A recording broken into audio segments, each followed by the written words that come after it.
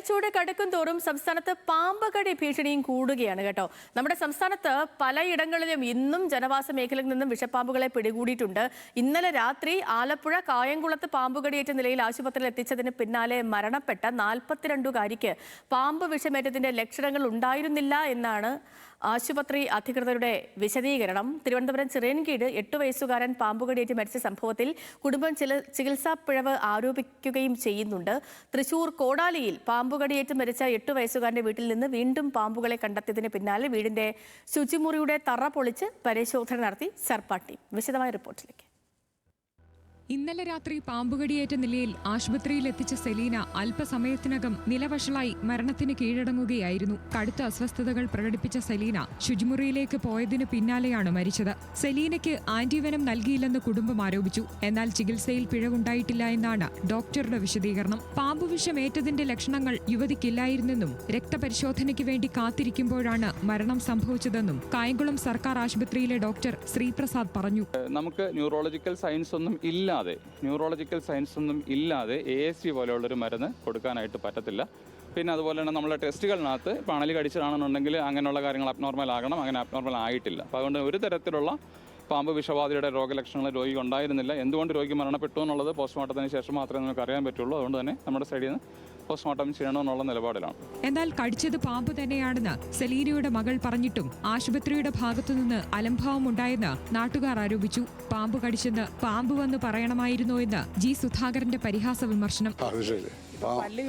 പാമ്പ് കടിച്ചാണെന്ന് പാമ്പ് വിളിച്ചു പറയണമല്ലേ? ഞാനാ കടിച്ചാണെന്നല്ല. അത് ശരി. പിന്നെ എന്തിനാണ് ഡോക്ടർമാരോട്ടിരിക്കുന്നത്? അതെല്ലാം ഗുരുതരമായ വീഴ്ചകളാണ്. പേഷ്യൻ്റ് പറയുന്ന മുഖവിലേക്ക് എടുക്കുകയാണ് വേണ്ടത്. അപ്പോൾ തന്നെ ടെസ്റ്റ് ചെയ്ത് നോക്കാമല്ലോ. ആൻറ്റിവെനം ഉണ്ടായിട്ടും അത് ഉപയോഗിച്ചില്ല എന്നുള്ളത് ഗുരുതരമായ കുറ്റമാണ്. ഇല്ലെന്നാണ് ആദ്യം അറിയുന്നത്. അപ്പോൾ ഉണ്ടായതെന്ന് അവർ തന്നെ പറയുന്നു. അത് ഗവൺമെന്റ് അന്വേഷിച്ച നടപടി ഉണ്ടാവണം. അല്ലാതെ ചിറയൻകീഴിൽ കഴിഞ്ഞ ദിവസം 8 വയസ്സുകാരൻ പാമ്പുകടിയേറ്റ് മരിച്ചതിൽ ചിറയൻകീഴ് താലൂക്ക് ആശുപത്രിക്ക് വീഴ്ചയില്ലെന്നാണ് DMOയുടെ റിപ്പോർട്ട്. പാമ്പുകടിയേറ്റെന്ന് സ്ഥിരീകരിക്കാൻ കഴിഞ്ഞിരുന്നില്ലെന്ന് ആശുപത്രി സൂപ്രണ്ട് DMOയ്ക്ക് നൽകിയ റിപ്പോർട്ടിൽ പറഞ്ഞിരുന്നു. കുട്ടിയെ മെഡിക്കൽ കോളേജിലേക്ക് മാറ്റാൻ വൈകിയിട്ടില്ലെന്നും 20 മിനിറ്റിനകം റഫർ ചെയ്തെന്നും ചിറയൻകീഴ് താലൂക്ക് ആശുപത്രി superintendent doctor PK Sheeja news മലയാളത്തോട് പറഞ്ഞു. എന്തോ കടിച്ചു എന്നാണ് നോൺ ബൈറ്റ് ആയിട്ടാണ് പറഞ്ഞിരിക്കുന്നത്. കുഞ്ഞിന് ദാഹം എന്ന് പറഞ്ഞതുകൊണ്ട് വെള്ളം കുടിച്ചു, പക്ഷെ വോമിറ്റ് ചെയ്തു. ഇവര് പിന്നെ എത്തിയില്ല. അത് ബ്ലീഡിങ് ടൈമൊക്കെ മറ്റേ WBCT അതൊക്കെ നോർമൽ ആണെങ്കിലും വോമിറ്റ് ചെയ്തുകൊണ്ട് ഒരു പ്രൈവറ്റ് ആംബുലൻസിൽ വിത്ത് ഓക്സിജൻ അങ്ങനെ ഒരു മെഡിക്കൽ കോളേജിലേക്ക് റെഫർ ചെയ്തതാണ് ഹോസ്പിറ്റലിൽ ഉണ്ടായത്. തൃശൂർ കോടാലിയിൽ പാമ്പുകടിയേറ്റ് മരിച്ച 8 വയസ്സുകാരൻ ആൽജോയുടെ വീട്ടിൽ നിന്ന് തുടർച്ചയായി വീണ്ടും പാമ്പിൻ കുഞ്ഞുങ്ങളെ കണ്ടെത്തുന്ന സാഹചര്യത്തിൽ വീടിന്റെ ശുചിമുറി പൊളിച്ച് സർപ്പാർ ടീം പരിശോധന നടത്തി. ഇതുവരെ 5 പാമ്പുകളെയാണ് വീട്ടിൽ നിന്നും പിടികൂടിയത്. തറ പൊളിച്ചു നടത്തിയ പരിശോധനയിൽ കൂടുതൽ പാമ്പുകളെ കണ്ടെത്താനായില്ല. സാന്നിധ്യം ഇതുവരെ ഒന്നും കണ്ടെത്താൻ കഴിഞ്ഞിട്ടില്ല. പക്ഷേ നമ്മളൊരു അനുമാനം ഇതിൻ്റെ ഉള്ളിൽ തന്നെ ഉണ്ടായിരിക്കാം. കാരണം വെച്ചാൽ അല്ലെങ്കിൽ ഇങ്ങനെ നമ്മൾ തുടർച്ചയായിട്ട് കാണാൻ സാധ്യതയില്ല. എല്ലാ ദിവസവും വൈകിട്ടാകുമ്പോൾ നമ്മൾ കണ്ടുകൊണ്ടിരിക്കുന്നു. ചെറിയ കുഞ്ഞുങ്ങളാണ്. അപ്പോൾ അതിനെ ഇതുവരെ കണ്ടെത്താൻ കഴിഞ്ഞിട്ടില്ല. എൻ്റെ സാന്നിധ്യം ഉണ്ട്, അത് ഉറപ്പുള്ള കാര്യമാണ്. പാമ്പുകടിയേറ്റ ആൽജോയുടെ സഹോദരൻ അനോജ് ഇപ്പോഴും ചികിത്സയിൽ തുടരുകയാണ്. ആരോഗ്യനിലയിൽ പുരോഗതിയുണ്ട്. പക്ഷേ പാമ്പ് ഭീഷണിയുള്ള വീട്ടിലേക്ക് വരാൻ ഭയമുണ്ടെന്ന് മാതാപിതാക്കൾ പറഞ്ഞു. നമുക്ക് ഒരാൾ നഷ്ടപ്പെട്ടതല്ലേ. ഇനിയിപ്പോൾ അവനെ ഇവിടെ നിന്ന് കൊണ്ടുവരുമ്പോൾ നമ്മൾ എന്ത് വിശ്വാസത്തിലാണ് ഞങ്ങളായാലും ഇവിടെ ഇങ്ങനെ കിടക്കുക.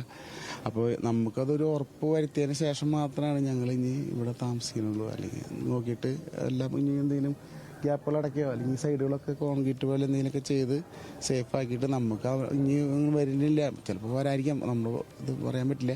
കോഴിക്കോട് കൊടിയത്തൂർ പഞ്ചായത്തിലെ പന്നിക്കോട് സ്വദേശി നജ്മുദ്ദീന്റെ വീട്ടിൽ നിർമ്മാണം നടക്കുന്ന കിണറിൽ നിന്ന് മൂർഖൻ പാമ്പിനെ പിടികൂടി. വനം വകുപ്പിന് കീഴിലുള്ള RRT വളണ്ടിയർ കബീർ കള്ളൻതോട് പാമ്പിനെ പിടികൂടി ഉൾവനത്തിൽ തുറന്നുവിട്ടു. തൃശൂർ കുതിരാൻ ജനവാസ മേഖലയോട് ചേർന്ന് വനം വകുപ്പ് പാമ്പുകളെ തുറന്നുവിടുന്നതായി പരാതി ഉയർന്നു. പാളഞ്ചേരി പഞ്ചായത്തിലെ വിവിധ സ്ഥലങ്ങളിൽ നിന്ന് പിടികൂടിയ പാമ്പുകളെ കുതിരാൻ ക്ഷേത്ര പരിസരത്ത് തുറന്നുവിട്ടെന്നാണ് നാട്ടുകാർ ആരോപിക്കുന്നത്. കഴിഞ്ഞ ദിവസം പ്രദേശത്തെ ശൌചാലയത്തിൽ വെച്ച് 2.5 വയസ്സുകാരന് പാമ്പുകടി ഏറ്റിരുന്നു. പ്രതിഷേധവുമായി എത്തിയ നാട്ടുകാർ വനംവകുപ്പ് ഉദ്യോഗസ്ഥരുടെ വാഹനം തടഞ്ഞു. ഇതിനിടെ മലപ്പുറത്ത് പാമ്പിനെ കീശയിലിട്ട് നടന്ന യുവാവിന് കടിയേറ്റു.